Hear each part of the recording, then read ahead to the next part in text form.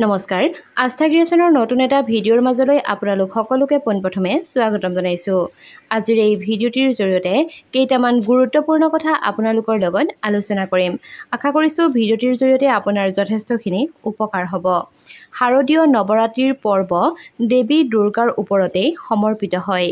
নৱৰাত্ৰিৰ 9টা দিনত দুৰ্গা মাতাৰ 9 স্বৰূপৰ পূজা অৰ্চনাও কৰা হয়।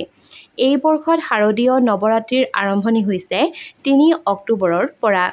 যি সাধকে নৱৰাত্ৰিৰ ব্ৰতৰ সকলো নিয়মক পালন কৰে সেইজনেই মা দুৰ্গাৰ বিশেষ কৃপা প্ৰাপ্ত কৰে, লগতে জীৱনত সুখ বৰ্তি থাকে।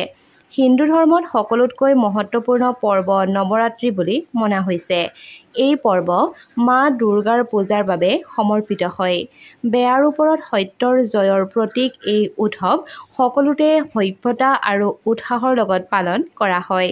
ভক্তসকলে মা দুৰ্গাৰ আশীৰ্বাদ পাবৰ কাৰণে উপবাসে থাকি মা দুৰ্গাৰ 9টা বেলেগ বেলেগ স্বৰূপৰ পূজাও কৰে।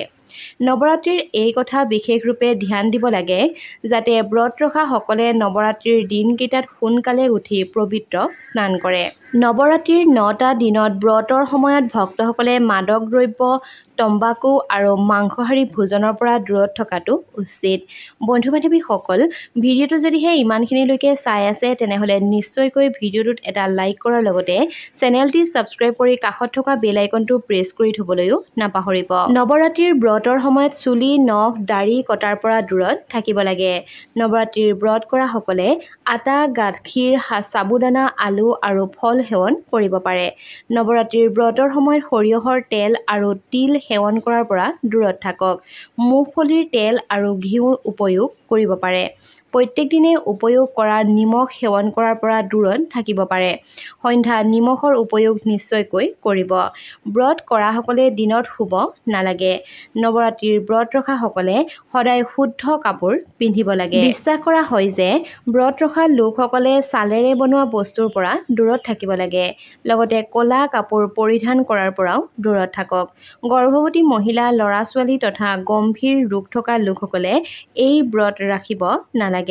নৱৰাত্ৰিৰ এই 9টা দিনত মা দুৰ্গাৰ বেলেগ বেলেগ তথা 9টা বেলেগ বেলেগ স্বৰূপৰ পূজাহে কৰিব লাগে। বন্ধু-বান্ধৱীসকল, যদিহে আপুনিও এইকেইটা নিয়ম মানি চলে তেনেহ'লে নিশ্চয়কৈ আপোনাৰ ব্ৰতো সফল হ'ব।